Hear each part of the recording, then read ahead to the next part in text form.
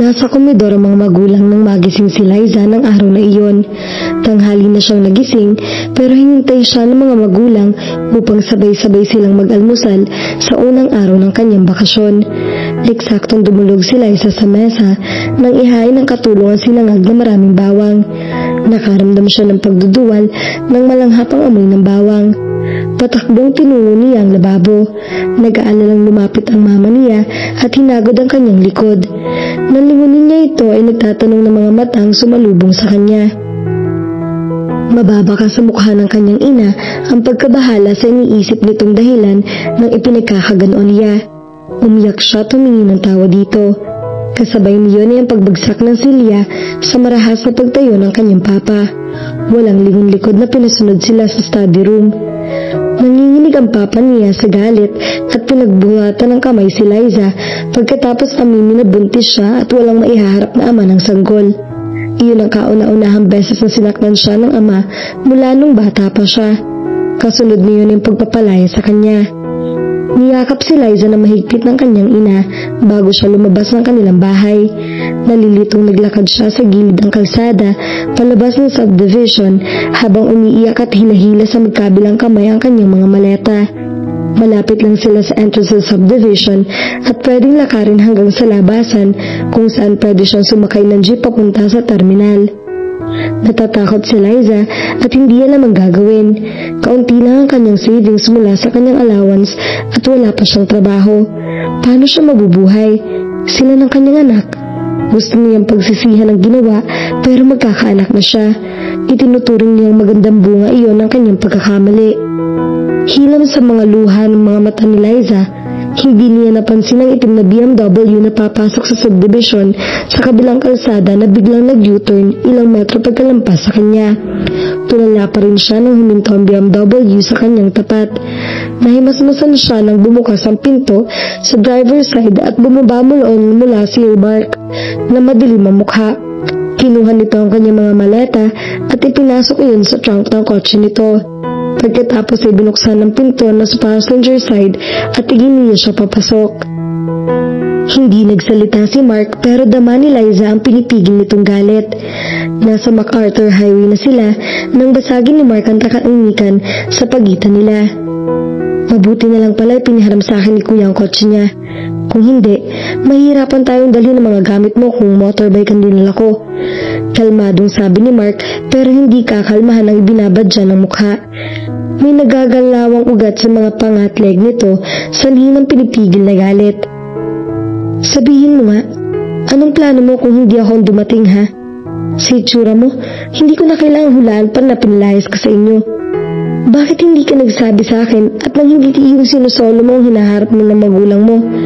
Sabi nito sa pinipigil na galit. Napahawak na mahigpit si Liza sa seatbelt. Maaga ako umalis ng bahay. Halos wala pa akong tulog nang magtungo ako sa boarding house mo. Nag-alala ako ng gusto nang hindi ka dumating sa graduation ko. Tapos nakapatay pa ang cellphone mo. Pagdating ko sa boarding house mo, wala ka na. Nakiusap ako kay Mildred na ibigay ang address mo sa Bulacan. And I owe her na hindi lang ang address mo ang ibinigay niya ang impormasyon sa akin. Nagtatagi sa mga ngipin na sabi ni Mark. Alam mo na palang buntis ako. Walang buhay na sabi ni Liza. Iyan lang ba ang masasabi mo? Wika ni Mark na matalino siyang sinulyapan. God, Liza, hindi ka na mahulaan kung ano ang tumatakbo dyan sa isip mo. Ngayong itinakwil ka ng mga magulang mo, ano mangyayari sa inyo ng anak ko? Huwag mo nang problemahin ang bagay na yan. May usapan tayo sa simula pa lang, kaya pinanindigan ko itong mag-isa. Ako ang may gusto nito. So I'll take the consequences alone. Hindi mo kailangang abalahin ang sarili mo. Matigas na sabi ni Liza. Kahit kanina lang itinatanong din niya ang sarili kung paano na sila ng kanyang anak. Salamat. Ipinaalala mo sa akin ang kondisyon ng relasyon natin. Nakalimutan ko nang sabihin ng kaibigan mong buntis ka. Kung hindi nawala sa isip ko, di sana hindi ako nagkukumahog na sundan ka sa inyo. Sarkastikong sabi ni Mark. Sa naririnig ko sa'yo, wala ka talagang planong sabihin sa akin ang kalagayan mo.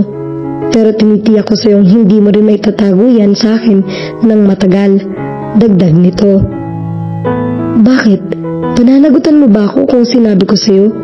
Aalukin mo ba ako ng kasal para sa bata? Hindi ako papayag. Kung aalukin mo ako ng kasal, huwag mo nang ituloy. Ayoko. Paano pag-aaral mo sa Amerika? Mariing tanggi ni Liza. Huli na siguro para sa kapirasong dignidad para sa kanyang sarili, pero hindi siya pakakasal kay Mark dahil lamang buntis siya kahit iyon ang motibo niya noong una. Kung sinabi mo kaagad sa akin, hindi ako magdadalawang isip na panagutan ka. At hindi ko maintindihan kung bakit ka tumatanggi ngayon. Hindi ba't sinadya mong mabuntis? You tricked me by getting yourself pregnant, so I would marry you. Now that I'm offering your marriage, you're refusing it. And please, huwag mong gawa ng issue ang pagpunta ko sa Amerika. That's out of the picture now. Walang bahid na panunumbat ang tono ni Mark, ngunit nakokonsensya siya sa sinabi nito. Lalo lang tumindi ang kanyang pagtanggi sa gusto nitong mangyari. Kung nagkataong may nabuntis ka sa mga nakarelasyon mo, aalokin mo rin ba sila ng kasal? Mahinang tanong ni Liza. Hindi ako sigurado tungkol sa kasal. Ang sigurado ako, hindi ko tatalikuran ang obligasyon ko.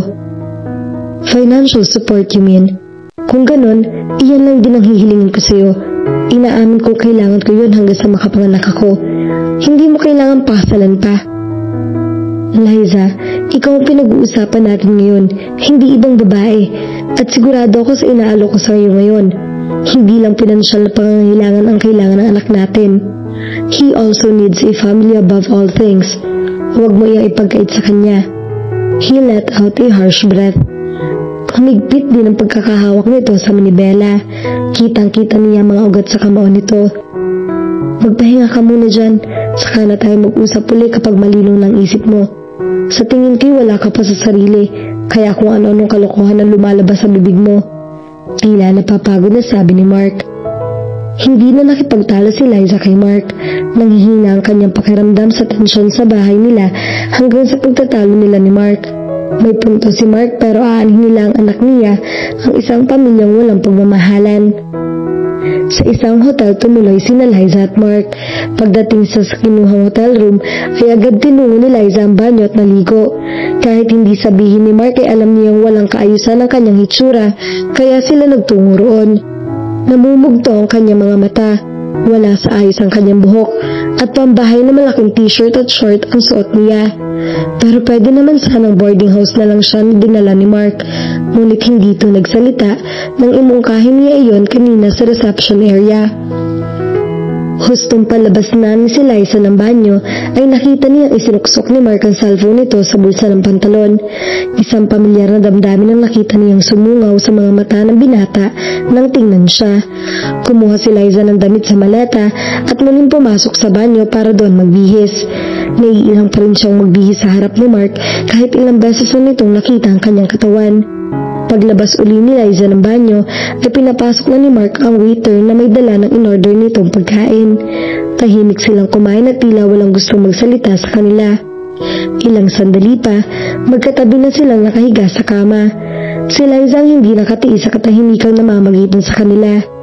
Umupo siya at humarap kay Mark. Nakatitig ito sa kisame. Pagkatapos tumingin sa kanyang gawin nang marahil ay makaramdam ng nakatitig siya rito. Kung ipipilit mo yung sinabi mo kanina, huwag mo nang ituloy. Tumawag na ako sa bahay. Alam na nilang mamaya ay kasama na kita pag-uwi. Sinabi ko na kay Papa ang kalagayan mo at ang plano kong pakasalan ka. May palagi akong mamaya ay pag-uusapan na rin ang kasal natin.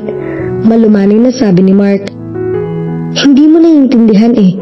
You know I love you and I really want the marriage. I thought that through the baby, I'd have you by my side forever. But I realized I won't have you if you're only doing this out of obligation. Huli na bago ko naisip yon. Ayokong dagdagan ng pagkakamali ko sa pamamagitan ng pagpapakasal sa'yo sa maling dahilan. Nagpapaunawang sabi ni Liza. I'm sorry Mark kung dinaya kita. Masyado ako naging pabigla-bigla ng desisyon. I ruined your dreams. Napilitan ka patuloy na itama ang maling nagawa ko. Okay lang na magalit ka sa akin. I deserved it. Naiiyak na sabi ni Liza. Bumangon si Mark at umupo paharap sa kanya. Kinuha ng binata ang dalawang kamay niya at hinawakan ng mga iyon ng mahigpit. Totoong nagalit ako nung una, pero hanggang dun lang iyon. Madali kitang napatawa dahil mahalaga ka sa akin. Kung hindi ka mahalaga sa akin, hindi sana kita sinundan sa inyo. Gusto kong pakasalan ka at kusang loob na desisyon ko iyon. Hindi ako napipilitan lang. As for my reason, yes, it's for the baby. I don't want to sugarcoat it by saying what you want to hear from me. It would be unfair to you. Hindi ko pa kayang sabihin na mahal kita, pero sigurado akong sasabihin ko rin iyon sa isang araw. Please just be with me and wait for that day. Paano kung hindi dumating ang araw na iyon? Ano mangyayari sa atin? Then I will let you decide for us, whatever it will be. I'll respect it. For now, let me handle everything. I want to take care of you and the baby. Hinalikan siya ni Mark ng magaan ng mga labi. Matulog ka muna, mamaya na tayo umuwi sa bahay. You must look good when you meet your future in-laws, Mark said smiling. Pero, please Liza, subukan natin gawin kung anong tama para sa anak natin. Promise, I'll do everything to make it work. Ang kailangan ko lang ay ang pagpahayag mong gampanan ko ang tungkulin sa inyo ng anak natin. Maaliwala sa mukha ni Mrs. Imperial nang salubungin sila ni Liza at Mark sa porch ng mansyon ng mga ito. Agad tinawag ng ginang ang asawa upang ipaalam ang pagdating nila. Formal ang naging pagbati ni Mr. Imperial kay Liza. Halata ang pagiging strikto at maautoridad ng lalaki. Wala ang nakatatanda kapatid ni Mark na si Alexis. Ayon kay Mark, kasabay nito ang kapatid na umalis kaninang umaga papunta sa airport para sa business trip. Sa hapunan nila pag-usapan ng pagbubuntis ni Liza. Excited si Mrs. Imperial sa nalamang magkakaapo na ito. Samantalang si Mr. Imperial ay babagyang lumambot ang anyo. Pinag-uusapan din nila ang kasal na hinihiling ni Liza na maging simple lang. Sa loob ng 2 linggo ay daraos ang garden wedding nila ni Mark sa mansyon ng Imperial. Pinag-usapan din nila ang detalye ng kasal. Maliban sa mananakang pagsagot ay walang halos maunawaan si Liza sa kanilang pinag-uusapan. Ang isip niya ay nasa kanyang mga magulang na alam niyang hindi dadalo sa mahalagang araw na iyon ng kanyang buhay.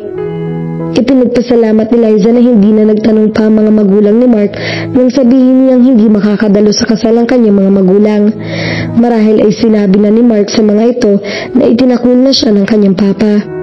Pagkatapos ng hapunan ay ipinatawag ni Mr. Imperial si Mark sa library. Alas 11 nang kumatok si Mark sa kwartong inuukupan ni Liza. Katabi lang ng kanyang silid ang silid ni Mark. Kaagad yumakap sa kanya ang binata at ibinaon ang mukha sa kanyang buhok.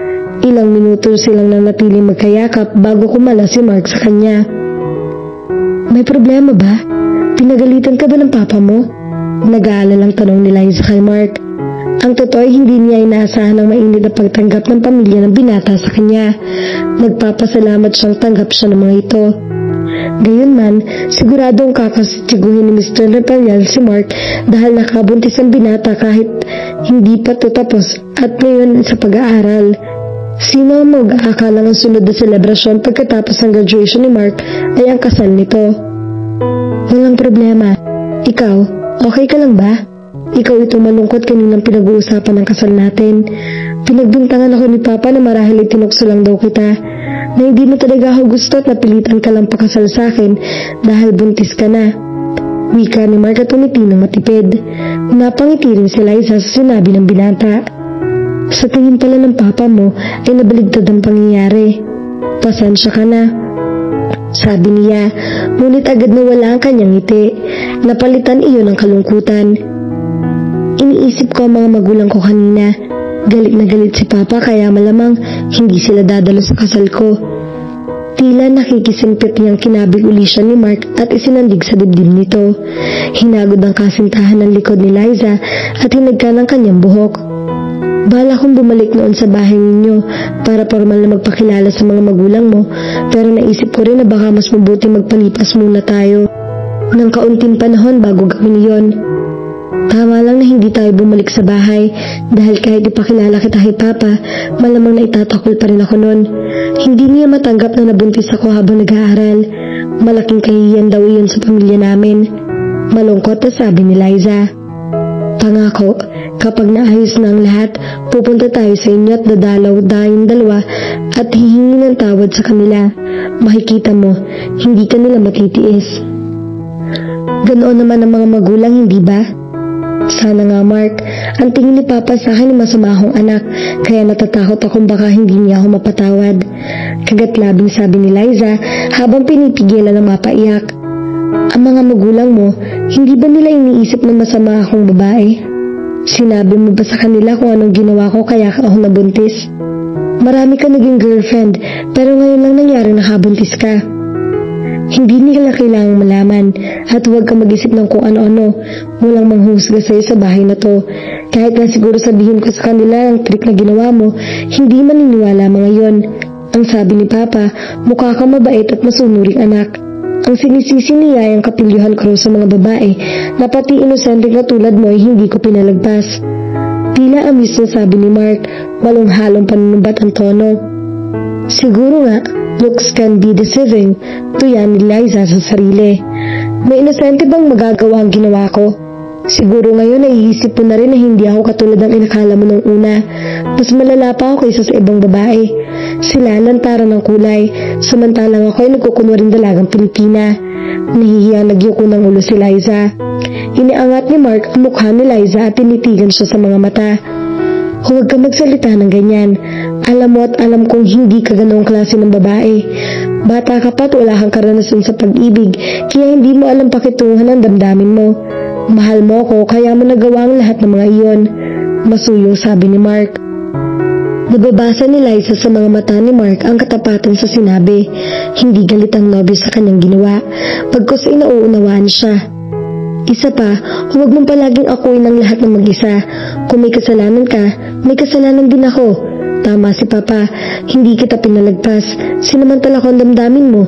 Dapat hinayanan lang kita sa tahimik mong mundo. Hindi naman pala kita kayang protektahan at ingatan tulad ng gusto kong mangyari. Maraming nawala sa'yo. Ang pamilya mo, pangarap, magagandang pagkakataon sa mas magandang kinabukasan at ang kabataan mo. Mark, sisikapin kong punan ang lahat na nawala sa'yo sa abot ng makakaya ko, babe. Pagsusumikapan ko rin maging mabuting asawa sa'yo at ama sa magiging anak natin. Itataguyod ko ang pamilyang ito kahit anong mangyari. Tandaan mong hindi kita pababayaan. Yumakap si Liza na mahigpit kay Mark. Ipinagkatiwala niya sa nobyo ang kanyang kinabukasan. Hindi man siya mahal ni Mark, ay daman niyang totoo ito sa mga sinabi. Mahalaga siya rito. Sapat na iyon sa kanya. Magkahalong saya, lungkot at pangamba ang nararamdaman ni Liza habang nakatingin sa mga taong abala sa pag-aayos ng hardin ng mansyon para sa kasal nila ni Mark bukas. Masaya si Liza na sa susunod na araw ay magsisimula ang buhay niyang kasama ang lalaking pinakamamahal. Pero malulungkot siya dahil hindi dadalo ang kanyang mga magulang sa araw na iyon at nangangamba siyang baka mauwi lang din sila ni Mark sa hiwalayan tulad ng kinatatakutan niya. Noong isang araw ay binigyan ni Mark si Liza ng engagement ring. Lumuhod ang binata sa harap niya habang nagpo-propose. Hindi niya alam kumuha pala ng nobyo ng engagement ring nung pumili sila ng kanilang wedding ring. Kailangan pa ba to? Ilang araw na lang kasal na natin. Okay lang kahit wala nito. Alam kong huli na para dito. But please, give me a chance to properly ask you to marry me. Ni hindi kita formal na naalok ng kasal. I just told you my decision and you had no choice but to agree with it. I want to rectify that, so please allow me to do so.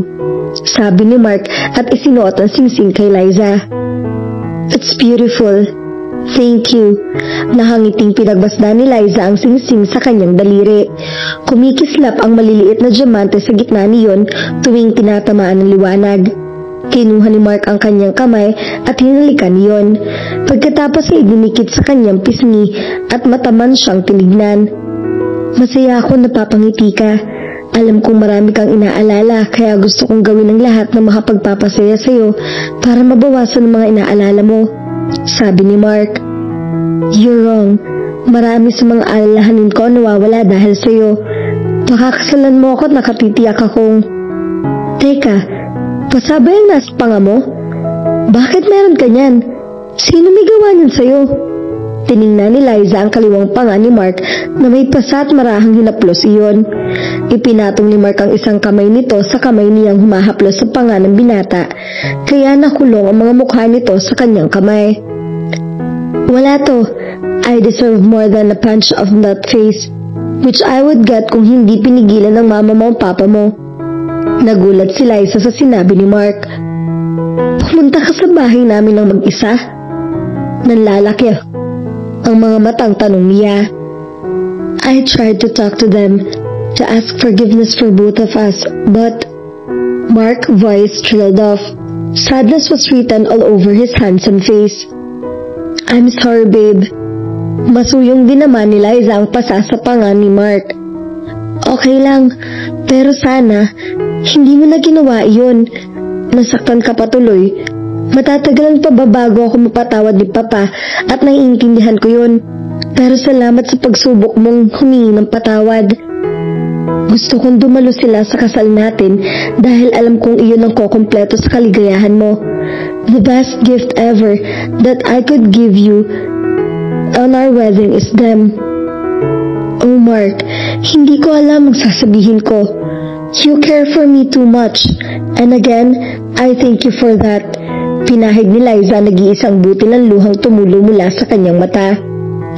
Hindi mo pa rin ba masasabing mahal mo ako sa lagay na iyan? Kung hindi, hindi ko na alam kung anong tawag sa mga ginagawa mo para sa akin. Biro ni Liza, subalit sa kanyang puso ay umaasa na siyang pag-ibig ang nag-uudyok kay Mark para gawin ang lahat ng iyon. Matipid na umiti si Mark. Siguro nga, mahal kita, kaya ako nagkakaganito. Kung ang kaligayahan mong magpaligaya ka rin ang tinatawag ng pagmamahal, gusto kong mahalin ka habang buhay. Madamdaming sabi ng nobyo. Siguro, hindi sigurado. Gayunman, kontento na si Liza sa kung ano ang kayang ibigay ni Mark sa kanya. Inilapit niya ang mukha sa nobyo at siya na ang kusang humalik dito. Marahil ay kailangang matutuhan ni Liza na mabuhay nang hindi muna inaalala ang kanyang mga magulang para sa maayos sa pagsisimula nila ni Mark. Mahirap ibigay ang kapatawaran kung masyado pa rin sa uriwa ang sugat. Dapat niyang unawain ng mga magulang at magpatuloy nang wala ang mga ito sa kanyang tabi. May problema ba, little princess? Bakit mukhang hindi ka masaya? Which is strange para sa isang ikakasal. Anang isang tinig mula sa kanyang likuran. Agad lumingon si Liza. Nakatayo sa entrada ng veranda habang nakahawak sa magkabilang hamba ng pinto ang isang matangkad na lalaki na may kayumangging balat katulad ni Mark. She knew who he was. Mas gwapong lalaki sa personal kaysa sa mga larawan nitong nakita niyang nakadisplay sa library. Carbon copy ni Mr. Imperial si Alexis, kaya halos nakikinitan na ni Liza magiging itsura ng binata pagtanda. Huwag mo akong tingnan ng ganyan, baka makita ka ni Mark, awayin pa ako. Alam ko maganda akong lalaki kaysa sa kanya, kaya kung magbabagong isip mo, mauunawaan ko. Nakangiting biro ni Alexis at lumapit sa kanya. Hindi nagsalita si Liza, sa halip ay matipid ng initian ng lalaki. Hindi naman sa bias siya, pero para sa kanya higit pa rin gwapo si Mark kaysa kay Alexis, bagaman aaminin niyang malakas ang dating ni Alexis. Siguro ay kilala mo na ako at kilala na rin kita. But I think we better introduce ourselves formally. Ako si Alexis, kuya ni Mark. Pakilala nito sa sarili, sabay lahat ng kanyang kamay sa kanya. Nakipagkamay si Liza kay Alexis at nagpakilala na rin. Nagulat siya nang halikan nito ang likod ng kanyang kamay. Sa gulat ay hindi siya nakapag-react. Nakatitig lang siya sa binata. Kuya! Napalingon si Liza pagkarinig sa tinig ni Mark. Nakatayo si Mark sa kinatatayuan kanina ni Alexis at nakatingin sa magkahawak ng mga kamay nila ng kuya nito. Automatikong hinila ni Liza ang kamay mula kay Alexis pero hindi siya binitawan. Tiningnan niya sa Alexis na magsama ngunit matamis ng ngiti ang iniginanti nito sa kanya. Inilang hakbang ni Mark ang distansya sa pagitan nila habang naniningkit ang mga mata. Mukhang magkakilala na kayo ni Liza, kuya, sabi ni Mark. Madilim ang mukha na nakatingin pa rin sa magkahugpong ng mga kamay nila ni Alexis. Akala ko ba bukas pa ang flight mo? Sabi ni Mark, sabay agaw sa kamay niyang hawak pa rin ni Alexis. Pagkatapos ay pinagsalikop iyon sa kamay ni Mark habang hindi inaalis ang tingin sa kapatid. Hindi pinansin ni Alexis si Mark. Well, nagawan ko ng paraan na mapaagang pag-uwi ko. Ayaw ko nang nalilate sa mga importanteng okasyon. Bakit parang hindi kaya natutuwa na nandito na ako? Sabi ni Alexis. Si Alexis ang tatayong best man sa kasal nila ni Mark. Ang sabi ni Mark, bukas sa umaga pa ang uwi ni Alexis. Ang nadatnan ko ang hindi ko ikatutuwa, kuya. Matapang na sabi ni Mark. Parang nakalimutan mong magiging asawa ko na si Liza. Sa akin siya, kuya. Pinakadian na ni Mark ang pagbigkas ng salitang akin. Natawa ng malakas si Alexis. Dahilan kaya nagsalubong ang mga kilay ni Mark. Bro, hindi ko alam na ganyan ka kaposessive sa fiancé mo. Nagpakilala lang ako sa magiging hipag ko. Hindi mo kailangan mag-react ng ganyan. Tila naaaliw na sabi ni Alexis. Hindi magandang tingnan ang eksenang nakita ko, kaya kung pwede sana, huwag mo na yung mauulit. Wika ni Mark. Hindi pa rin nagbabago ang tono. Pagkatapos ay lumipad ang tingin ni Mark sa kanya bago bumalik sa kapatid nito. Nanatiling tahimik si Liza. Hinayaang mag-usap ang magkapatid. Hindi naman siguro mag-aaway ang dalawa dahil lang sa kanya. Sa mga mata mo lang hindi magandang tingnan. Halata nagsiselos ka kahit sa napakalit na bagay. Natatakot ka talagang mawala siya sa'yo, no? Nanunod yung sabi ni Alexis. Kung sa bagay, ako man na magkaroon ng nobyang kasing ganda ng nobya mo, ay hindi ko rin hahayaang mahawakan siya ng kahit sino. But in case magbago ang isip mo at gusto mong ituloy ang pag-aaral mo sa Amerika, nandito lang ako para alagaan siya. Salamat na lang, kuya, pero hindi kaya ako at hindi ko kayang alagaan ng mag-ina ko. Na ikaw mag-aalaga? Mariing sabi ni Mark. Hinapit pa ni Liza sa baywang. Nagkibit balikat si Alexis. Okay, sabi mo eh. Mabuti pa pumasok na ako sa loob. Total nakilala ko na magiging hipag ko. Tatanungin ko lang sana siya kung bakit malungkot siya habang nakatanaw sa ibaba. Sabi ni Alexis habang nagpapaalam. Bumaling si Mark kay Liza. Mababakas ang pag-aalala sa mukha ng nobyo. Okay ka lang ba? Tumango si Liza. Kinintalan siya ni Mark ng halik sa noo. Wala na bang ibang sinabi o ginawa si kuya sa'yo bago ko kayo nakita? Kumunot ang noo ni Liza. Wala naman. Nagpakilala lang siya. Pagkatapos ay iyong nakita mong hinawakan niya ang kamay ko. Huwag mong sabihin pinag-iisipan mo ng masama ang kuya mo. Sa tingin ko naman gusto ka lang niyang biruin. Siyempre hindi. Mabilis sa pagtanggi ni Mark. Teka, bakit parang kinakampihan mo na agad siya? Liza Marie, don't tell me you fall for his charm. I'll spunk you. May halong pagbabanta ang tono ni Mark. Pinitik ni Liza sa noo si Mark. Sira ka ba? Ikaw kaya ang mahal ko, at saka hindi naman hamak na mas gwapo ka kaysa sa kanya, no? Kaya wala kang dapat ipagselos. Nakaingos na sabi niya. Umiti si Mark ng pagkatamis-tamis. Ngayon mo lang sinabi na gwapo ako, pero halata namang gwapong-gwapo ka sa akin noon pa. Mayabang na sabi ni Mark. Ang yabang mo? Muling pinitik ni Liza ang noo ng nobyo. Hinuli ni Mark ang kamay ni Liza at bahagyang kinagat ang kanyang daliri na ipinampitik dito. Namula iyon at bumukas ang mga ngipin ni Mark. Akmang gaganti siya rito nang humalakhak na nagtatakbo ang nobyo papasok sa loob ng bahay. Masaya sila naghahabulan habang sa kapwa nila nagpagod. Hayaan mo na sa maleta mga gamit natin. Bakit? Nagtatakang tanong ni Liza kay Mark. Nakita ng kanyang asawa na inilalabas niya mula sa maleta ang kanilang mga damit galing ng Puerto Galera. Kadarating lang nila mula Mindoro para sa 5 araw nilang honeymoon. Bukas sa bukas din uuwi tayo sa Hacienda. Doon na tayo maninirahan. Doon na rin sa eskwelahan sa Kabayanan ka magpapatuloy na pag-aaral pagkatapos mo mga anak. Sabi ni Mark. Nagugulahang tumingin si Liza sa asawa. Hindi mo nabanggit sa akin to. Paano na pag-aaral mo para maging inhinyero kung uuwi tayo sa Tarlac? Ang buong akala niya ay tutuloy ng kanyang asawa ang pag-aaral. Kung sa bagay, hindi pa naman talaga nila napapag-usapan ng tungkol doon. Hindi na ako mag-aaral pa. Pamamahalaan ko na lang ang Hacienda tulad ng orihinal na plano ni Papa pagka-graduate ko. Bubuo lang rin ako ng sariling pamilya, kaya hindi tamang iasa ko pa sa mga magulang ko ang lahat. Sigurado ka ba? Baka pinilit ka lang ng papa mo na pamahalaan ng asyenda. Alam naman niyang gusto mong maging engineer katulad nila ng Kuya Alexus. Nagdududang tanong ni Liza. Sa kaibuturan ng kanyang puso ay naaawa siya sa kanyang asawa dahil sa pagkaunsyami ng pangarap nito. Ako na desisyon nito. Walang kinalaman si Papa rito. Isa pa, agriculture tinapos ko, kaya dapat lang nasa lupa ako magtrabaho. Gusto ko rin ang buhay sa probinsya. Namimiss ko na nga mga lamig na simoy ng hangin at lunti ang kapaligiran doon. Tila totoo sa loob ni Mark ang mga desisyon nito, kaya nanahimik na lang si Liza at sumunod sa gusto nito. Kinabukasan ay umuwi sina Liza at Mark sa Tarlac. Tulad noong unay masayang sinalubong sila ng mag-asawang Nana Maring at Mang Doming. Pagising ni Liza kinabukasan ay wala na si Mark. Nakaramdam siya ng kalungkutan. Ganun ba magiging buhay nila mag-asawa sa asyenda?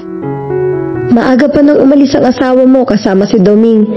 Ngayon pipitasin ng mga bunga ng mangga, kaya maaga silang gumayak. Ipinagbilin ka sa akin ng asawa mo. Kung gusto mong sumunod sa kanila, ay maaari kitang ipahatid kay Paeng. Sabi ni Nana Maring nang dumulog si Liza sa hapag. Natutuwa akong kayong dalawa ni katuluyan. Iyon nga lang, napakabata niyo pa. Sabi pa ng matanda habang inihahanda ang kanyang almusal. Bagaman wala itong ibang ibig sabihin sa sinabi, ay nakaramdam ng pagkahiya si Liza. Siguro po ay nagulat kayo nung mabalitaan ninyo magpapakasal na kami ni Mark. Kung sa bagay, napakabilis po ng pangyayari. Parang kailan lang nung bumisita kami rito. Ngayon, dito na po kami maninirahan.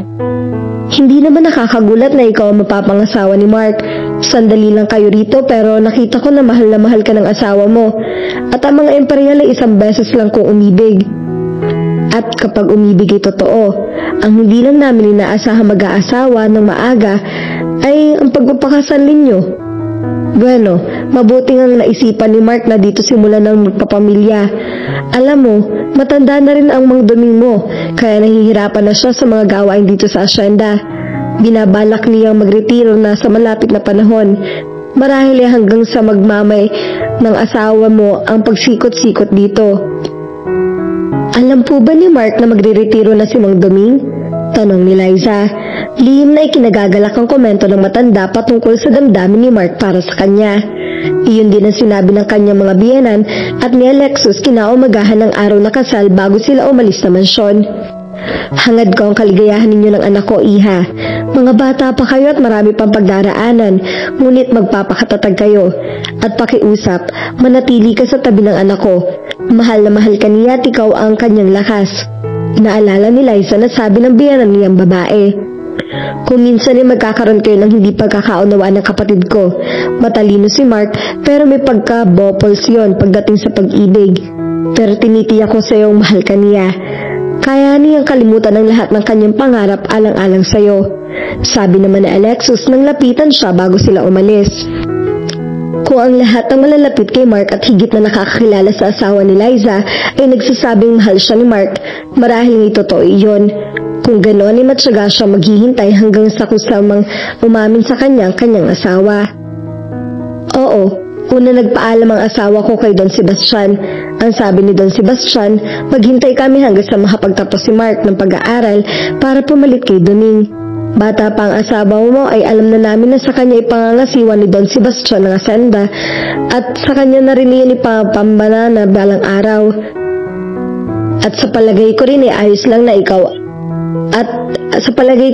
ayos lang iyon kay Alexus, sabi ni Nana Maring. Bakit yun naman po nasabi yan? Hindi napigil ang tanong ni Liza. Noong bata pa si Mark, lahat ng bakasyon niya sa eskwelahan ay dito niya ginugugol. Kahit nasa Maynila ang buong pamilya, ay pinipili niyang dumito kapag walang pasok. Palagi siyang kasama si Doming sa taniman. Katulong sa mga trabaho pwede na niyang gawin. Naging bihira na lang ang pagpunta ni Mark dito mula nang matapos siya ng high school. Pero taon-taon ay dumadalaw siya dito. Sa kanilang dalawang magkapatid, masasabi kong si Mark ang talagang may pagmamahal sa lupa. Hindi ko sinasabing hindi mahalaga kay Alexis ang asyenda, ngunit higit na may paghahalina sa batang iyon ang pagtatayo ng mga gusali at mga mabilis na buhay sa lungsod. Pero ang alam ko po, nanay, gusto ni Mark na maging katulad ng kuya niya balang araw. Kung hindi po napaaga ang pag-aasawa namin, marahil nasa Amerika na siya ngayon at naghahanda sa kanyang pag-aaral. Nabanggit nga ni Doming na nasabi na sa kanya ni Dos Sebastian ang tungkol doon. Hindi kita masasagot sa kung anong niloloob ni Mark. Basta ang alam ko ay hindi pa rin nagbabago ang kanang ng mga mata ng asawa mo kapag pinagmamasdan ng lunti ang kapatagan. Alam kong kung hindi ngayon ay babalik at babalik pa rin ang asawa mo rito dahil narito ang puso niya. Nakita rin ni Liza ang kakaibang kinang na iyon sa mga mata ni Mark noong una silang nagtungo roon. Kahit sa pagsasalita ay nararamdaman ni Liza na mahal ng kanyang asawa ang lugar na iyon. Nang ikwento ni Mark ang kabataan nito noong hating gabing pinuntahan siya sa boarding house, kung alin ang mas matimbang kay Mark, ang pangarap nito ang lugar na iyon ay hindi alam ni Liza. Siguro'y tama si Nana Maring, kung pumili man ng ibang landas si Mark, doob pa rin ito babalik sa bandang huli. Kamusta maghapon mo? Hindi na kita ginising kaninang umalis ako. Ang himbing kasi ng tulog mo. Ang may araw ka at ang dungis mo. Kunwari reklamo ni Liza nang humarap si Mark sa kanya. Bigla na lang kasing yumakap ang kanyang asawa sa kanya mula sa likuran. Tumawa si Mark at hinalikan ang tungking ng ilong ni Liza. Dapat masanay ka na dahil nagpalit na ako ng pabango. Libre na. Kikita pa ako habang nagpo-produce. Biro lang kanyang asawa. Pwes, ayoko ng bagong pabango mo. Huwag kang tatabi sa akin sa pagtulog. Ganting biro ni Liza. Lumakas pang lalo ang tawa ni Mark. Ayaw mo na pala akong makatabi. Bakit nahayakap ka sa akin at sinisingot mo yata ang lahat ng amoy ko? Nag-init ang mga pisngi ni Liza. Kakaibang epekto sa kanya ng pinaghalo-halong amoy ng pawis, cologne at natural na singaw ng katawan ng kanyang asawa. Sa halip na masakit iyon sa ilong, ay nagustuhan ng kanyang pangamoy. Nagpapasabik iyon sa kanya na madama ang kanyang asawa. Namumula ka, babe. Siguro binabalak mong gawan ako ng masama, no? Huwag ka nang mahiya. Payag naman akong pagsamantalahan mo ang aking kahinaan. Nakangising sabi ni Mark. Napakayabang mo talaga. Akala mo naman, patay na patay ako sa'yo. Nakasubangot na sabi ni Liza at kinurot ang asawa sa tagiliran. Napaaray si Mark sa sakit. Babe, nasasanay ka nang sinasaktan mo ko, ha? Pwede kitang idemanda sa ginagawa mong yan. Alam mo ba yun? Hinagod nito ang tagiliran. Kaagad namang nakonsensya si Liza sa ginawa. Napasobra yata ang pagkurot niya kay Mark. Itinaas niya ang t-shirt nito upang tingnan kung nasugatan niya ang asawa. Namumula iyon pero wala namang sugat. Ang arte mo, wala namang sugat. Naiinis na sabi ni Liza, sabay hampas sa dibdib ni Mark at naiinis siya sa pinakababa niya. Bakit? Sinabi ko bang may sugat ako? Ikaw ito nag-aalala ka agad dyan eh. Nagpigil ng tawang sabi ni Mark. Kumikislap ang mga mata sa tuwa. He was back to being playful. Namiss ni Liza ang side na iyon ng kanyang asawa. The last 2 weeks before their wedding became serious and hard time for both of them. Ewan ko sa'yo. Parang batang sabi niya at muli itong tinalikuran. Muli rin siyang pinaloob ni Mark sa mga bisig nito. Pinalaunan ng kanyang asawa ng mamunting halik ang buhok, balikat at batok ni Liza. Pilit siyang umiiwas dahil may kiliti siya sa batok, ngunit lalo lang humigpit ang pagkahayakap nito sa kanya. Mark, ano ba? Tama na. Nakikiliti ako. Awat ni Liza sa asawa. Humarap siya kay Mark at bahagya itong itinulak. Tumigil si Mark sa paghalik kay Liza, ngunit nanatili ito nakahawak sa kanyang baywang. Ang kislap sa mga mata ng asawa ay nahulaan ng pagnanasa. Alam ni Liza na yun din ang nakikita ni Mark sa kanyang mga mata. Biglang sumeryoso ang kanyang asawa, at nang unti-unting bumaba ang mukha nito sa kanyang mukha, ay siya na mismo sumalubong ng halik dito. Pinagsaluhan nila ang isang mahapugtong hiningang halik hanggang sa naging masuyo iyon. Ilang minuto lumipas bago huminto si Mark sa paghalik kay Liza. Hinabol pa niya ang mga labi ng asawa nang lumayo sa kanya. He smiled mischievously, but his eyes still burned with passion and desire. Kumurap-kurap ito pagkatapos ay tumikhim. Gusto kong gawin ng parehong nasa isip natin, pero anumang sandali aakyat na rito si Nana Maring para tawagin tayo sa hapunan. Ayaw ko namang mabitin tayo, babe. Nakangising sabi ni Mark. Meron nga pala akong pasalubong sa'yo sa ibaba. Hulaan mo kung ano. Excited na sabi nito. Nahawa si Liza sa ngiti ng kanyang asawa. Napalitan ng excitement ang emotion sa mga mata nito. Ano? Isang kaing na mangga. Hindi ba naglilihi ka roon? Lumawak ang ngiti ni Liza kasabay ng paglalaway at pangangasim. Hintay kita kanina para ikaw mismo ang makapili at para may pasyal na rin kita. Hindi tayo nakapaglibot ng husto noong unang punta mo rito, kaya hindi ko na ipakita sa iyo ang buong manggahan. Nagbilin ako kay Nana na kung gusto mong sumunod doon, ipahatid ka na lang. Susunod naman sana ako, kaso bigla akong nahilo. Hindi na ako pinayagang umalis ni Nana Maring, kaya dumito na lang ako at nagpahinga. Paliwanag ni Liza. Ganun ba? Sa susunod na sumamang paharamdam mo, ipagtawag mo agad ako para maalalayan kita. Baka kung ano mangyari sa inyo na bibi. Naplitan ng pag-aalala ang excitement sa mukha ni Mark. Labis na nasiyahan sila isa sa importansyang ibinibigay sa kanya ng asawa. Ginawaran niya ito ng isang mabilis na halik. Normal na nararamdaman na naglilihi ang pagkahilo, kaya huwag ka mag-alala. Nandito naman si Nana Maring kaya may kasama ka. Hinawi ni Mark ang buhok ni Liza na tumabing sa kanyang mukha at malaya siyang pinagmasdan. Parang sasabog ang kanyang dibdib sa emosyong nababasa sa mga mata ng kanyang asawa. Mapapadalas na wala ako sa tabi mo. Mauulit ang katulad ngayong araw nang gigising ka nang wala ako at magkikita na lang ulit tayo sa gabi. Sana unawain mo ang ganong sitwasyon natin. Higit pa ako magiging abala sa mga susunod na araw. Panahon ngayon ang paghahanda ng mga lupa para sa susunod na taniman. Ngayon din ang panahon ng anihan ng mga prutas. Kailangan kong matutuhan ang lahat ng may kinalaman dito sa asyenda para mapangasiwaan ito ng mabuti. Bukod doon, kailangan kong pag-aralan ng kung paano mapapaunlad ang asyenda para na rin sa kinabukasan natin at ng mga magsasakang umaasa roon. Seryosong sabi ni Mark. Naiintindihan ko ang lahat ng yan, kaya wala kang dapat ikabahala sa akin. Ang totoo ay pinagmamalaki kita dahil responsable ka, masipag, matulungin at mabuting tao. Asahan nung nandito lang ako palagi para suportahan ka kahit anong mangyari. Salamat babe, asahan ko yan ha.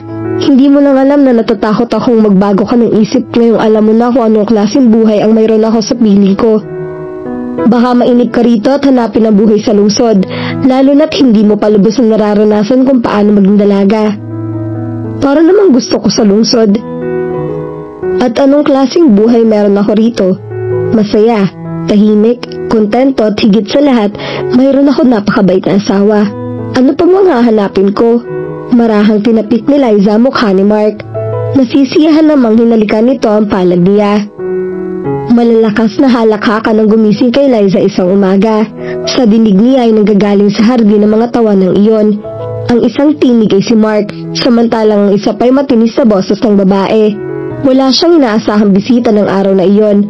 Ang mga magulang ni Mark pati si Alexus ay noong nakaraang linggo lang bumisita sa asyenda. Si Mildred naman ay minsan na rin bumibisita sa kanila noong 2 buwan pa lang siya sa Tarlac. Pagkatapos ayusin ang sarili, ay maingat na bumaba si Liza patungo sa hardin. Magpipitong buwan pa lang ang kanyang tiyan, pero malaki na iyon kaya medyo nahihirapan na siya maglakad. Ang sabi ni Nana Maring, baka kambal ang anak nila ni Mark. Napagkasundoan nila mag-asawa na huwag magpapa-ultrasound para sorpresa din kung ano ang kasarian na magiging anak nila. Seryoso nakinig si Mark sa kung ano mang sinasabi sang kausap nito nang magtawanan siya ng papalapit sa mga ito.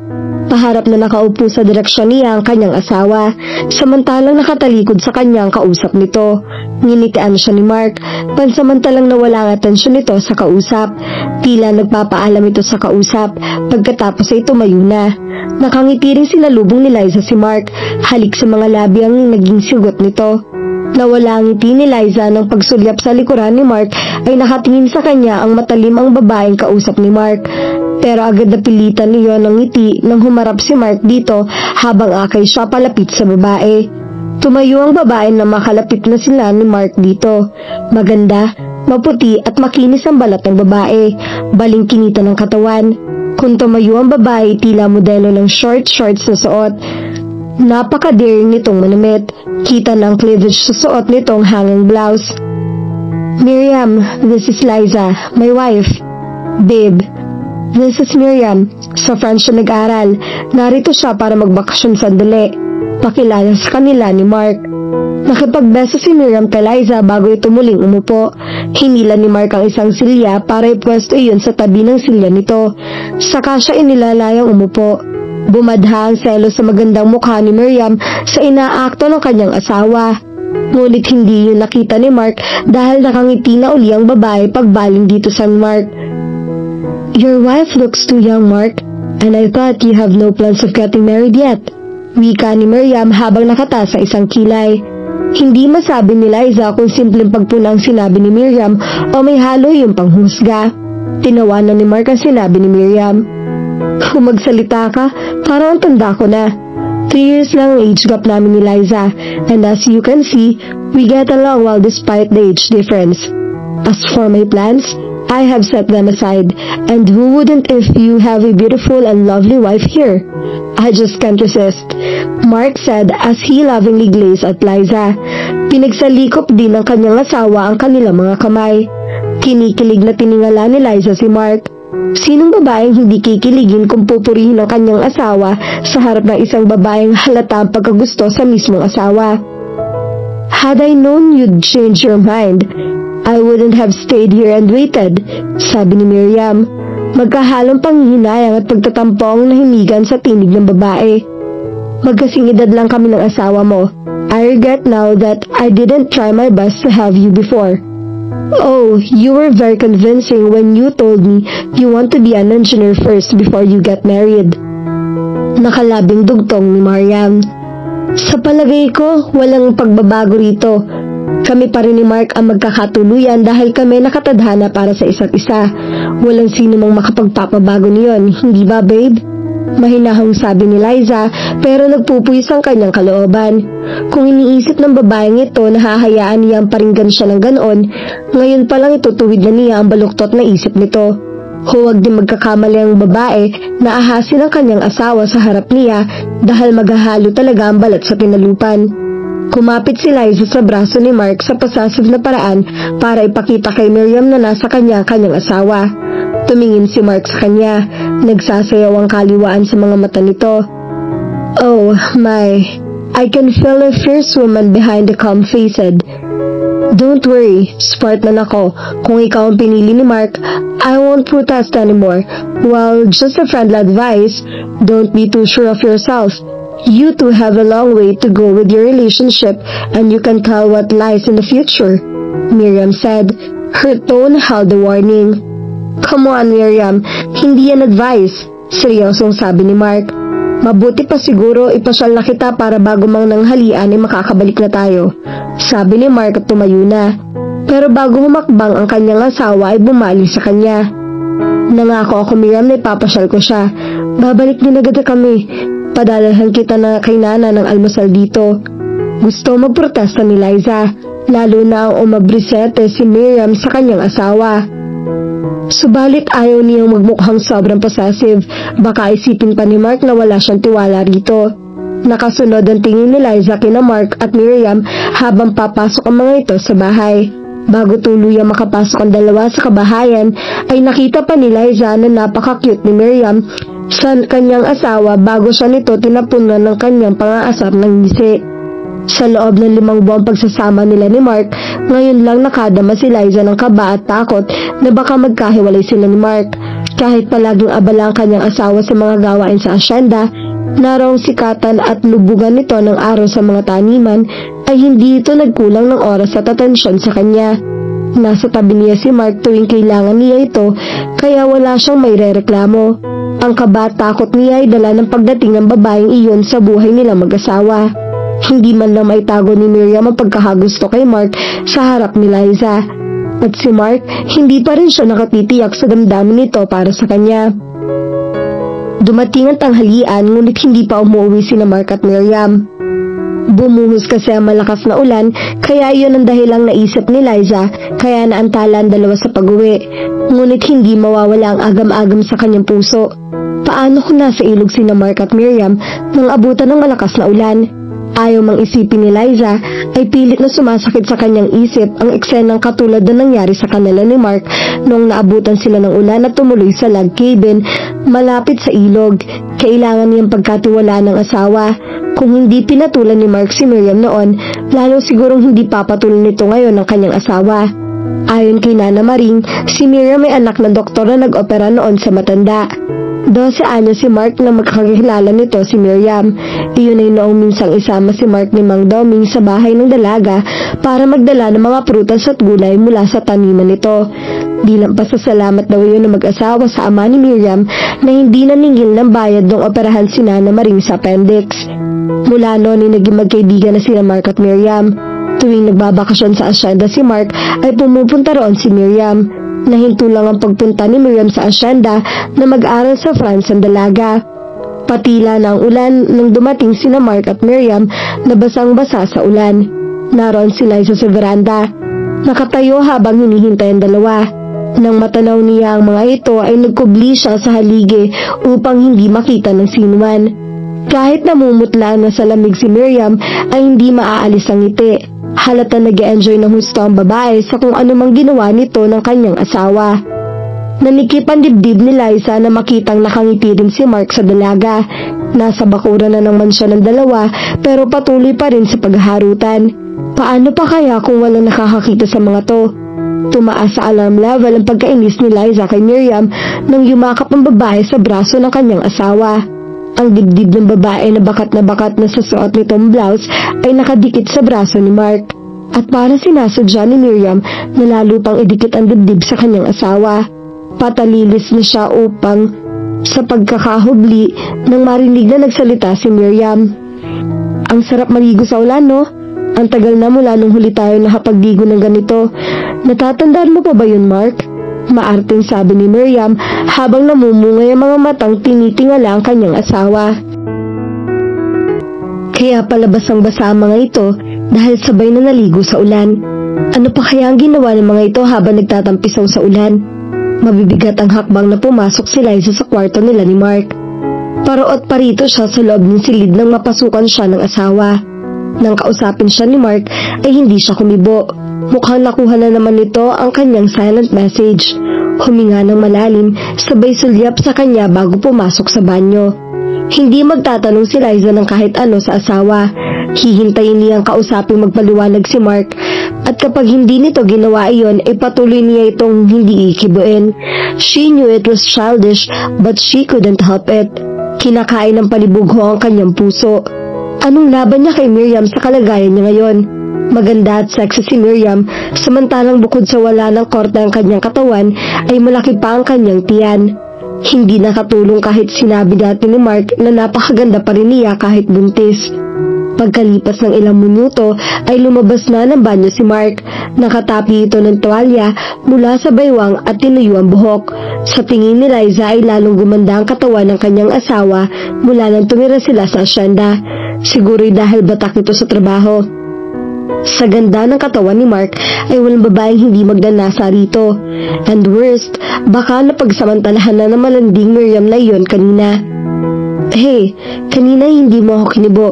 Ngayon naman, ang sama ng tingin mo sa katawan ko, sabi ni Mark. Nahuli kasi siya nito nakatitig sa nakakatakam na hubad nitong katawan. Blanco mukhang nakatingin nito sa kanya, ngunit halata nagpipigil lang ito ng ngiti. Do you want me, babe? Because I want you. Mapang-akit na sabi ng kanyang asawa. Agad nag-react ang katawan ni Liza sa tahasang paanyaya ni Mark. Nanindig ang mumunting balahibo niya sa batok dahil lang sa sensual na konotasyon ng isang sinabing babae. Tumalikod siya upang hindi nito mabasa ang damdamin na kalarawan sa kanyang mga mata.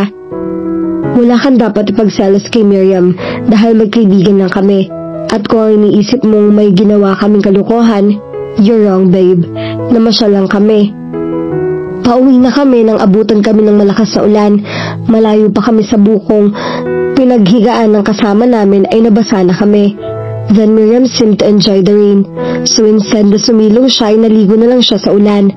Pinilit niya akong samahan siya kaya pinagbigyan ko na lang, sabi ni Mark at yumakap kay Liza. He gave her a not so gentle bite on the shoulder and started kissing her nape. His two hands were on her breast, massaging and tempting. Pumiksi si Liza at pilit na kumalwala kay Mark. Hindi pa sila tapos mag-usap kaya hindi siya dapat magpadala sa panunukso nito. Bakit sinasabi mo sa akin ng mga yan? Kalmadong tanong niya. Because I got the message clear, babe. Alam ko nagsaselos ka kay Miriam. Besides, nakita kita sa veranda nang umalis ka roon. Liza looked away. Masisisi mo ba ako? Gusto ko ng babaeng iyon. At hindi siya nahiyang ipakita at iparamdam sa iyo iyon at sa akin. Bukod doon, maganda siya at available. Sa kondisyon ko ngayon, anong panama ko sa kanya? Maaari niyang punan ng mga pagkukulang ko sa iyo. Punong-punong insecurity ang tinig ni Liza na hindi niya nagawang itago sa asawa. Mark sighed in disbelief. Wala ka bang tiwala sa akin? Kasasabi mo lang kanina na walang diferensya kung ano nandito o wala si Miriam dahil naniniwala kang tayo ang nakatadhana para sa isa't isa. She gazed at him galit-tili. Tumalikod si Mark at tinungo ang closet. I don't care if Miriam is available o kahit sinong babae pa. Kumuha ito ng t-shirt sa closet bago tumingin sa kanya. Ikaw lang ang nag-iisang babaeng gusto ko. If it's not with you, I won't do it. And please, huwag mong ikumpara ang sarili mo kay Miriam. Sinserong sabi nito. Liza felt even guiltier when she saw he was hurt. She bit her lower lip. I'm sorry. Aniya saka umiyak. Napaulol si Mark bago siya ikinulong sa mga bisig nito. I'm really sorry. Napaka-immature ka talaga. My immaturity hurts you anyway. Sabi ni Liza sa pagitan ng paghikbi. Shh, of course not. Well, a little, but it's not that bad. Hindi ka immature, okay? Natural reaksyon ng babae ang magselos. Perhaps it's my fault. I didn't handle it well. Pinahid ni Mark ang mga luha ni Liza. Pagkatapos ay hinigkan siya sa ulo. 3 araw pang mamamalagi rito si Miriam. Sana pagpasensyahan mo siya. Hindi ko agad nasabi sa iyo kaninang umaga. Hindi ko naman siya pwedeng basta na lang itaboy. Pero kung pakikitaan ka niya ng hindi maganda, hindi ako magdadalawang isip na paalisin siya. Miriam is really sweet and caring. Kung makikilala mo lang siya ng lubos, baka nga magkaibigan pa kayo kung bibigyan mo siya ng pagkakataon. 3 araw ngang tumigil si Miriam sa asyenda. At sa loob ng 3 araw ay halos hindi ito humihiwalay kay Mark. Sweet and caring, yes, pero kay Mark lang at sa 2 matanda sa bahay. Pero kapag si Liza ang kasama nito, ay palagi siyang tinataasan ng kilay. She was simply a bitch to her. Duda si Liza kung magiging kaibigan niyang babae. Naging malaking kaluwagan kay Liza nang matapos ang 3 araw na pagbabakasyon ni Miriam sa asyenda. Bumalik sa normal ang lahat at muling napanatag ang kanyang kalooban. Babe, sa Sabado na ng umaga ang alis ko, patungo sa Maynila. Medyo matatagalan ako roon dahil sa mga aasikosuhin, kaya baka hindi agad ako makauwi. Paalam ni Mark kay Liza. Nahinto siya sa pagsusuklay ng buhok at tiningnan sa salamin ng kanyang asawa na nagbabasa ng libro habang nakasandal sa headboard ng kama. Minsan sa loob ng 1 buwan ay lumuluwa si Mark sa Maynila para bumili ng mga kailangan sa taniman o para maasikaso ang mga bagay-bagay na kainalaman pa rin sa pagpapatakbo ng asyenda. Hindi naman nag-uusisa si Liza sa asawa dahil umuwi rin ito kinagabihan. O kaya naman, maaga pa ng sumunod na araw ay nakabalik na ito sa asawa sa asyenda. Iyon ang unang pagkakataon na matatagalan si Mark sa Maynila kung sakali, at kung magtagal nga may tuturing ang 2 araw na mawawala ito. Ano bang lalakarin mo sa Maynila na kailangan magtagal ka pa roon? Hindi nakapagpigil na tanong ni Liza. Nag-angat ng ulo si Mark at tumingin sa kanya mula sa salamin. Ngayon ka lang yata nagtanong sa akin ng tungkol sa mga lakad ko sa Maynila. Sa halip ay sabi nito, kasi ngayon ka lang din po matatagalan sa pagpunta mo roon. Dati nakakauwi ka kaagad. Samantalang bukas, pag alis mo'y 2 araw ka mananatili sa Maynila. Sabi ni Liza na may himig na pagbibiro sa kung anumang maaari nitong isipin sa pagtatanong niya. Pilyong umiti si Mark. Isinara nito ang hawak na libro at ipinatong sa bedside table. Namimiss mo na ba agad ako? "Come here, babe," he said sensually. Kusang kumilos sa mga paa ni Liza para lumapit kay Mark. Yes, she missed him already. Nang tumuntong sa 6 na buwan ng kanyang pagbubuntis, ay bihira na sila magtalik. Malaki na kasi ang tiyan niya. Sapat na sa kanila ang magyakap o maghawak ng mga kamay bago matulog. She missed him already. For those 2 nights that he wouldn't be able to cuddle and hold her. "Would you be okay if we do it tonight?" he asked gently. She nodded. Ilang sandali pa ay kapwa na sila hubad. Mark kissed her passionately and tenderly. That night was one of the magical nights she had ever with Mark. Kinakitaan ni Liza si Mark ng kakaibang sigla at siya pagbalik nito sa Maynila. Para bang nawala ng isang malaking pasaninahon buhay ang kanyang asawa.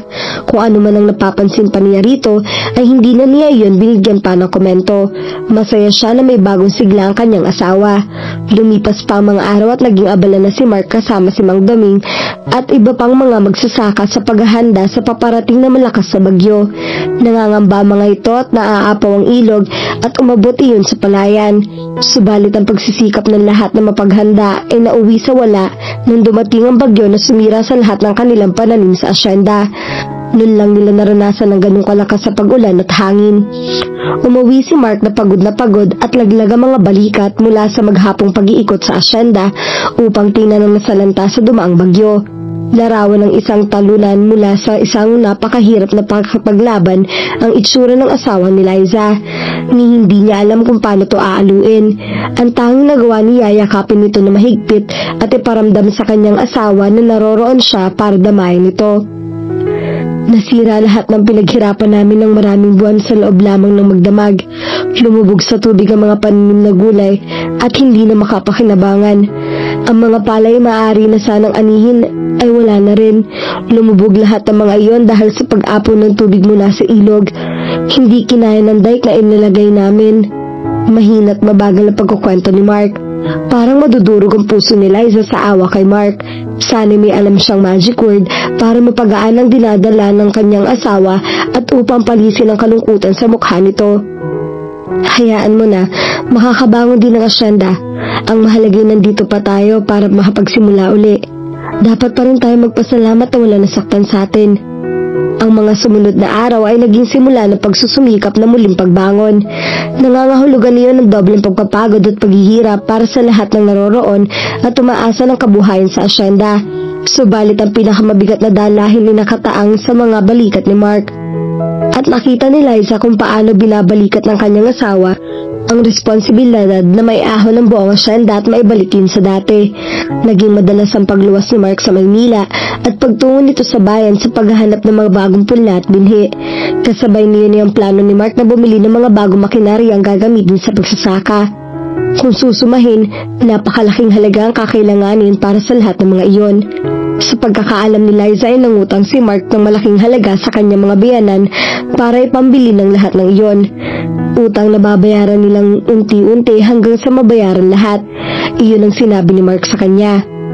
Isang umaga isang bisita ang hindi gusto ni Liza na magbalik pa nang nadatnan niyang nasa sala ng mansyon. Galing siya noon sa gulayan kasamang isa pang katulong upang anihin ang ilan sa mga gulay na nakaligtas mula sa pagkakasalanta ng nakaraang bagyo. Prenteng nakaupo sa sofa si Miriam habang nagbabasa ng magazine. Sinulyapan lang siya nito. Pagkatapos ay itinuloy na ang pagbabasa. Maldita talaga. Hindi man lang nagpasintabi sa kanya bilang may-ari ng bahay. Anong ginagawa mo rito? Basta ka nalang dumating dito nang walang pasabi. Mataray na sabi ni Liza kay Miriam. Tinaasan siya nito ng kilay. Ano bang pakialam mo? Hindi naman ikaw ang pinunta ko dito. And for your information, I'm free to come here whenever I like. Mataray din sagot ni Miriam. Aba, ang kapal naman talaga ng mukha ng babaeng ito. Sa loob-loob ni Liza. May pakialam ako dahil ako lang naman ang asawa ng lalaki nilalandi mo. Nakataas ang noong sabi niya. Ang yabang mo magsalita.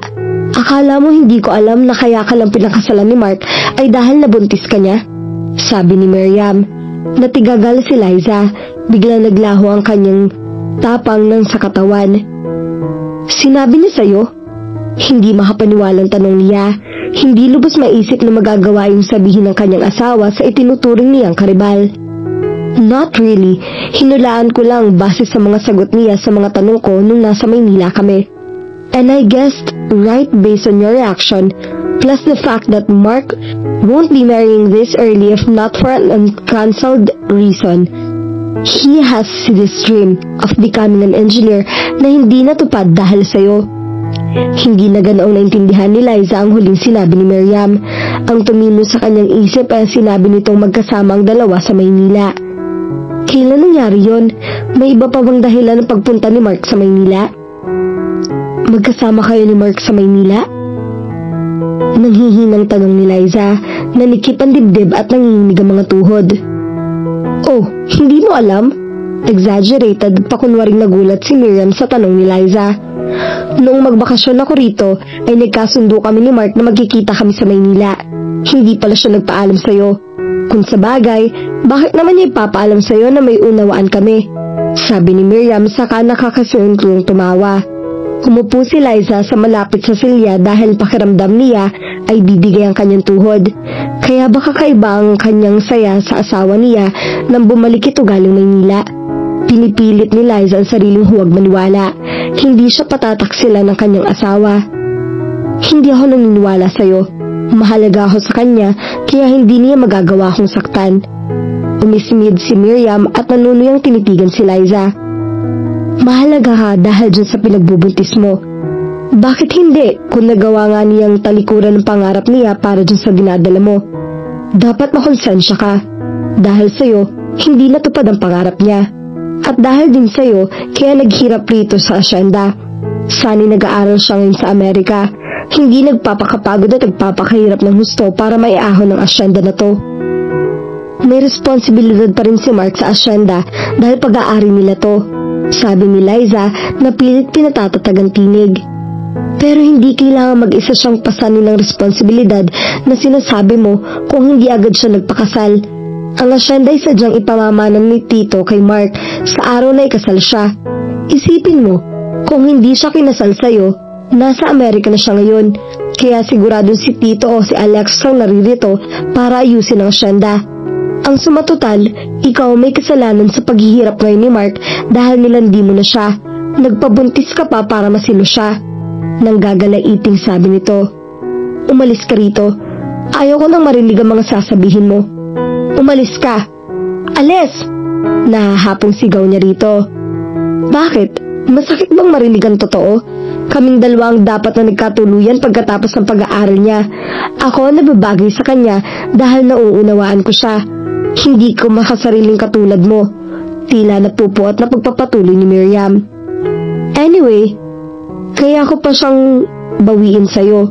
Kung kaya ko nga ako sa'yo, maghanda ka nang mawala sa buhay niya. Kumpiyansang sabi nito bago tumayo.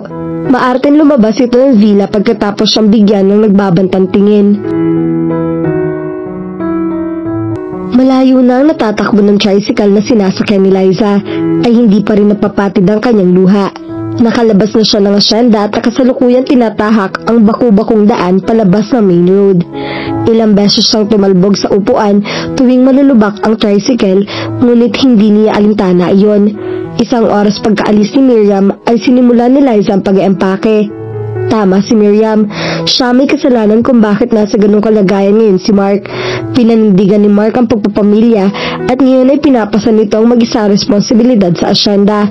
Kung mawawala si Liza, baka sakaling bumalik ang lahat sa dati. Maaari nang gawin ng kanyang asawa ang mga anumang plano nito na hindi niya kasama. Kahit masakit, dapat siya magsakripisyo dahil siya naman ang may kagagawan kaya sila ikinasal. Si Liza rin ang gagawa ng paraan para magkahiwalay na sila at iyon ay ang lisanin ng asyenda. Walang nakakaalam na umalis ng asyenda si Liza. Naliligo si Nana Maring nang bumaba siya ng kwarto nila ni Mark. Dire-diretso siyang lumabas ng bahay at sumakay sa tricycle. Ayaw talaga niyang magpaalam kahit kanino. Maya-maya itetext na lang niya si Mark. Mabuti na lang at eksaktong may naghatid ng tricycle sa isang ale na galing sa palengke. Kung wala, baka napilitan siya magpahatid kay Paeng sa terminal.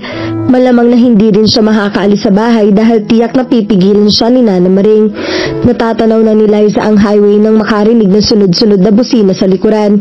Sumilip siya sa maliit na bintana sa likod ng tricycle at nakita na kasunod sa kanila ang pick-up ni Mark. Nakalabas ang ulo ni Mang Doming sa bintana at kumakaway sa kanila. Si Mark ang nasa harap ng manibela. "Ma'am, ihinto ko po muna ang tricycle. Mukhang may kailangan po sa inyo ang taga-asyenda," sabi ng tricycle driver kay Liza. Bago pa makapagprotesta si Liza ay tumigil ng tricycle. Ilang sandali pa'y nasa gilid na niya ang asawa na pilit siyang pinabababa. Si Mang Doming na natili sa loob ng pick-up. Napilitan siya bumaba upang iwasan na magkagawa ng eksena sa gitna ng daan. Pagkababa niya ay pinaalis na rin kaagad ni Mark ang tricycle. Pagkatapos may baba ang kanyang mga gamit. "Hindi mo dapat pinaalis ang tricycle. Luluwas na ako sa Maynila at hindi na ako babalik dito," galit na sabi ni Liza. "Ihahatid kita kung saan mo man gustong pumunta. Pagkatapos mo ipaliwanag kung bakit ka aalis. Siguruhin mo lang na maganda ang paliwanag na ibibigay mo," galit ding sagot ni Mark. "Ayoko na rito. Naiinip na ako sa liblib na lugar na to na walang ibang makikita kundi mga puno, damo at sakahan. Hindi ko na kayang tiisin ang uri ng pamumuhay rito. Ayoko na rito sa bukid at ayoko na rin makasama ka pa.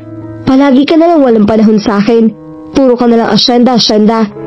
Kaya alis na ako." Hindi gusto magsinungaling ni Liza pero lalong hindi niya kayang aminin kay Mark ang totoo. Gumuhit ang sakit sa mukha ng kanyang asawa. Nag-iwas ng tingin si Liza.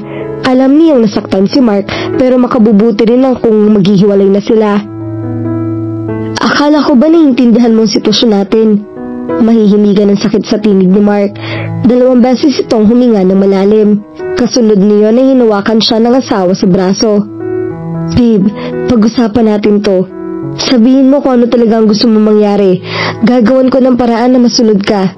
Huwag ka lang umalis," malumanay nang sabi ni Mark. Tila nakikiusap ang mga mata. "Huwag na Mark, nakapagdesisyon na akong bumalik sa mga magulang ko. Kung kailangan ko lumuhod sa harap nila, gagawin ko, patawarin lang nila ako. At ikaw, pinapalaya na kita. Solo mo na uli ang bahay mo, gayon din ako," mariing sabi nito. Nagpapasalamat na diretso na sabi iyon. "Hindi ako papayag na umalis ka, Liza. Dito ka lang sa tabi ko," sabi ni Mark kasabay ng paghigpit ng pagkakahawak sa kanyang braso. "Halika na, babalik na tayo sa villa. Mag-uusap muna tayo. Please," sabi nito at pilit siyang inakay patungo sa pick-up. "Mark, bitawan mo ako. Hindi na ako sasama sa'yo." "Bitawan mo ako, ano ba?" Nagpupumigla si Liza na makaramdam na matinding pagsakit sa tiyan. Napauklo siya sa sakit habang sa ang tiyan. "Babe, ano nangyayari sa'yo? Oh God, baka manganganak ka na," natatarantan sabi ni Mark. "Pero hindi mo pa kabuwanan," namumutlang dagdag nito. "Dali na natin siya sa ospital, Mark," sabi ni Mang Doming na kaagad na lumapit sa kanila. Mabilis na kinarga ni Mark si Liza patungo sa sasakyan. Pagkaraan ng halos 30 minuto ay nasa ospital na sila. "I'm sorry, babe. Please be brave and..." Hindi na narinig ni Liza ang sumunod na sinabi ni Mark dahil unti-unti na nagdidilim ang kanyang paningin na hindi niya alam kung iyon ay dahil sa itinurok na gamot sa kanya. "I love you, Mark. Ayaw magkahiwalay tayo." Hindi sigurado si Liza kung na isang tinig iyon dahil tuluyan na nagdilim ang lahat sa kanya. Pagising ni Liza ay nakita niyang nakatayo sa tabi ng kanyang kama ang mama niya. Muli niyang ipinikit ang mga mata sa pag-aakalang nananaginip lang siya. Pagmulat niya ay nakita ang ngiti ng ina nang sumalubong uli sa kanya. "Liza anak, kamusta ang pakiramdam mo?" Hinaplos ng kanyang ina ang kanyang buhok. "Sandali lang at tatawagin ko ang papa mo." Kinuha ng mama niya ang cellphone na tumawag. Nakangiti ito habang kausap ang kanyang papa. Pagkatapos ay tumingin sa kanya. "Papunta na siya dito. Nasa nursery sila, tinitingnan ng mga sanggol." Kumilos siya ngunit sumakit ang kanyang tiyan. "Huwag ka masyado magkikilos, baka bumuka ang sugat mo. Kinailangang isesaryan ka dahil marami ng dugo ang nawala sa'yo nang dalhin ka rito sa ospital. Parehong lalaki ang anak mo. masayang pagbabalita ng kanyang ina. Kamusta po sila? 7 buwan pa lang po sila, ma. Nag-aalalang tanong niya rito. Huwag ka mag-alala, maayos ang lagay nila. Malulusog sila, pero dahil kulang sa buwan, kailangan nilang manatili muna sa incubator. Natagtag ka sa biyahe nang sakay ka ng tricycle, kaya napaaga ang panganak mo. Nakahinga si Liza ng maluwag. Mabuti naman at wala nangyaring masama sa mga baby, pero nasa ng kanyang asawa. Umuwi sandali ang asawa mo sa kapilit namin. Maya-maya tiyak lang dito na uyon. Hindi siya umalis sa tabi mo mula nang ilapit ka rito. Magdamag ding hindi siya natulog sa pagbabantay sa'yo. Sa nakita kong ginawa niya, masasabi kong sobrang mahal ka niya. Hindi na ako nagtataka na nagawa mong suwayin kami ng papa mo. Malumanay na sabi ng kanyang ina. Naalala ni Liza ang pagsuway sa kanyang mga magulang. Magtatanong sana siya nang bumukas ang pinto at iluwa iyon ng kanyang papa. Kumusta ng pakiramdam mo? Pinag-alala mo kami lahat, lalo ng asawa mo. Mahinang kasigo ng papa ni Liza. Kabisado niya ang ganong tono nito. Iyon ang paraan ng kanyang ama para sabihin nag-aalala siya nito. Okay lang po ako, pa. Narito po kayo. Ibig po bang sabihin na patawad niyo na ako? Nangingilid ang mga luhang tanong ni Liza. Lumapit kay Liza ang papa niya at hinagkan siya sa noo tulad ng madalas nitong ginagawa. Anak ka namin, kaya hindi kita matitiis. Idagdag pa ang pagkakaroon mo ng makulit at matyagang asawa. Nakangiting sabi ng kanyang ama. Kumunot ang noo ni Liza. Ano pong ibig niyo sabihin, pa?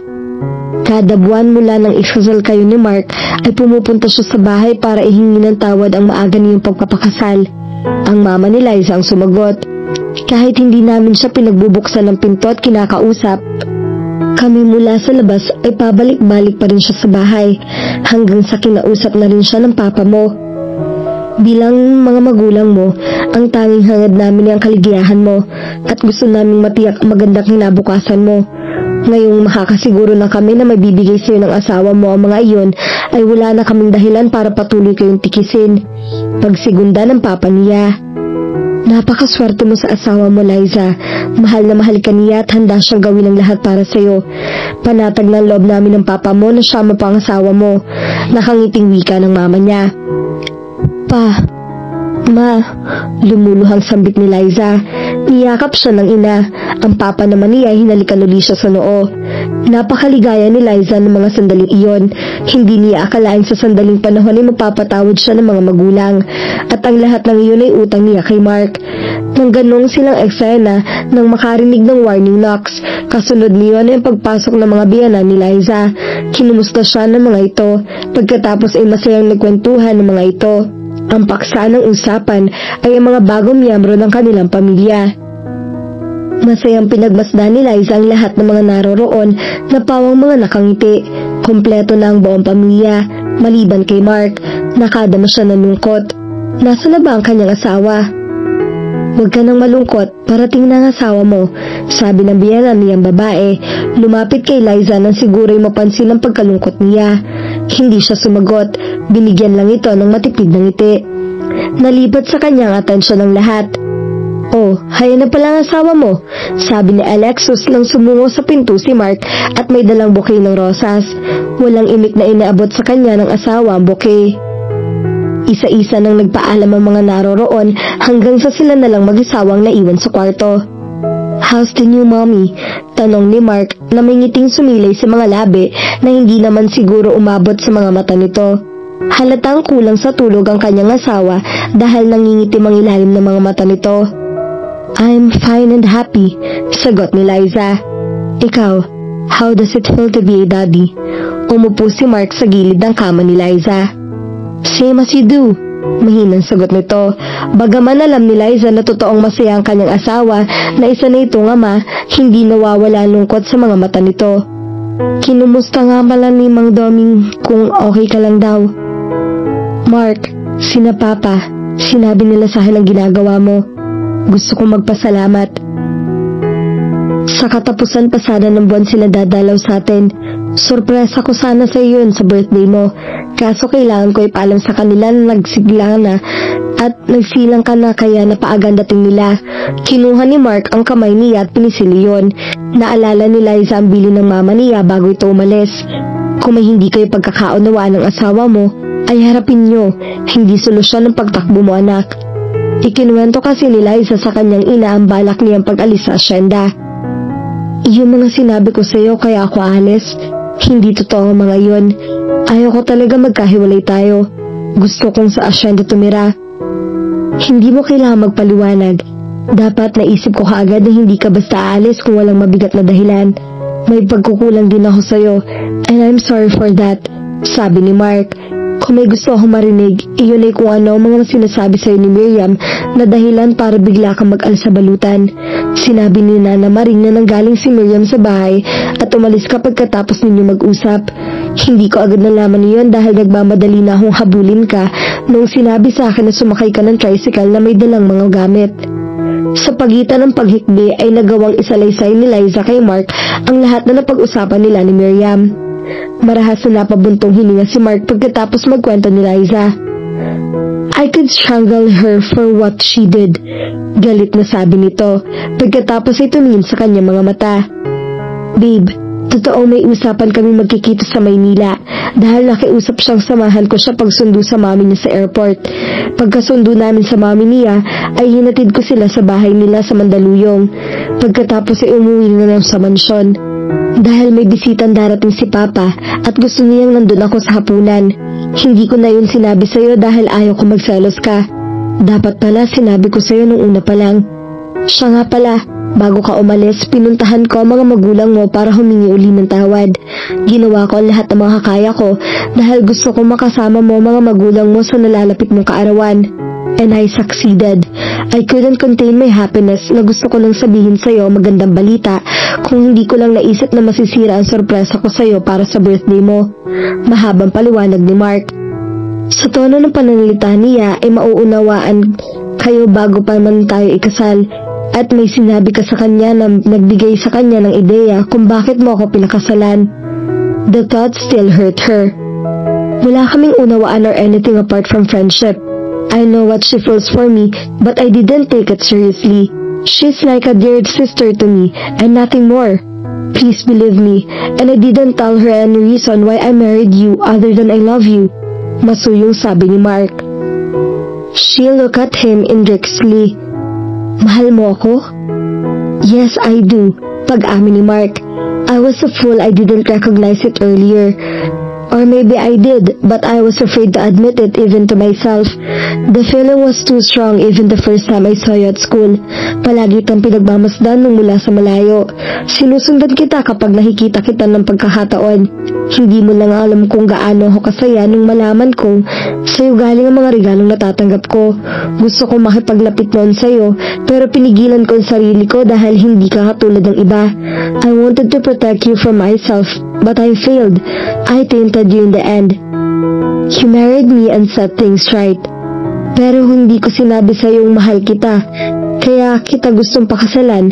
I was still in the period of denial back then. I don't believe in love that blooms early. Ang nasa isip ko noon, paano kung magising ka isang umaga at ma-realize mo infatuation lang ang pala ang nararamdaman mo para sa akin. It would hurt me like hell. Ang sabi ko nun sa sarili, kapag napaniwala ko sa sarili ko na hindi ako in love sa'yo, hindi ako ganung masasaktan kapag umalis ka na. Pero nagkamali ako. Para ako mamamatay na sabihin mong ayaw mo na akong makasama. I'm sorry, Mark. Alam mong mahal kita. At kahit malaking bahagi ng puso ko ang naniniwalang wala kang relasyon ni Mariam, pinili ko pa rin umalis para maituloy mo ang pag-abot sa naudlot mong pangarap. Naisip ko magpagawa na lang. Magagawa mo lahat ng iyon nang wala ako sa buhay mo. Hindi mo napapasanin mag-isa ang problema sa asyenda kung hindi agad na atatang sa'yo ang responsibilidad sa pamamalagat nun at kung hindi dahil sa pagpapakasal natin. Naisip ko rin ng mga bata pa tayo kaya minabuti kung bumalik muna tayo sa pamilya natin at magsimula uli. Hindi, umiiling na sabi ni Mark. Hindi babe, kung gusto ko talaga mag-aral sa Amerika, magagawa ko. Pero nagbago ng isip ko. Nung sinabi ko sa'yo na handa na ang lahat ng papeles ko patungo sa Amerika, nakita ko kung gaano kanlungkot. Pag uwi ko, sinabi ko kay Papa na dito na lang ako mag-aaral dahil may isang importanteng babae sa buhay ko na hindi ko kayang iwan. Pumayag naman siya at sinabihan akong ipaalala kita at ipakilala kita sa kanila. Dapat sana, ipinakilala kita noong graduation ko pero hindi kita nakita. I was there. I couldn't miss it for the world. Pinanood ko ang pagtanggap mo ng diploma at medalya. I was so proud of you, pero minabuti kong huwag na magpakita kasi baka mabago ang una kong plano. Masisira akong pangarap na mag-aral uli. You should have showed up. And remember, hindi masinira mga pangarap ko. Bagkus ay binuo mo pa nga iyon. Nang ipaalam ko sa mga magulang ko nagpapakasal na tayo, ang sabi ni Papa ay maaari ko pa rin ituloy ang pag-aaral at sila na ang bahala sa atin. Hindi ako pumayag. Hiningi ko ang permiso niya na pamahalaan ko ang asyenda dahil dun kita gusto makasama at magiging mga anak natin. Pumayag siya dahil sa akin naman talaga mapupunta ang asyenda kung paano ang Imperial Builders ay para kay Kuya. Nasa asyenda talaga ang pangarap at puso ko. At alam yun ni Papa. Tama si Nana Maring, mahal mo ang asyenda. At sa huli, dun ka pa rin babalik. Masaya akong nahanap mo ang lugar na para sa'yo, sabi ni Liza. Hindi mahalaga sa akin kung nasan ako babe, dahil magiging masaya lang ako kung kasama kita. San mang lupalop ako naroroon, mangangako kang paglabas mo ng ospital, sa akin ka sasama. Maybe we are young, pero kaya nating tumayo sa sarili nating mga paa. Mga bata rin sila mama at papa na magpakasal sila, pero kinaya nilang mamuhay ng maayos. Makakaya rin natin, basta magkasama tayo. I love you babe, please be with me forever. Nagsusumamong wika ni Mark. Ngumiti si Liza. Isang napakasayang ngiti. Wala na akong dahilan para hindi sumama sa'yo. Sa halip ay marami na akong dahilan para umuwi sa asyenda kasama ka. Mahal din kita Mark, and I want to be with you forever. Itinapo na niya ang lahat ng mga alalahanin. Ngayong malinaw na ang lahat, can I kiss my wife? Because I've been yearning to do it from the moment I entered this room, he said grinning. Then you'll get it. I'm willing to give you more but I can't with my condition. Nakangising sabi ni Liza sa bayuko sa kanyang tiyan. Mark groaned aloud before cleaning her lips in a way that was both sensuous and gentle. She responded eagerly with all the love she had for her husband.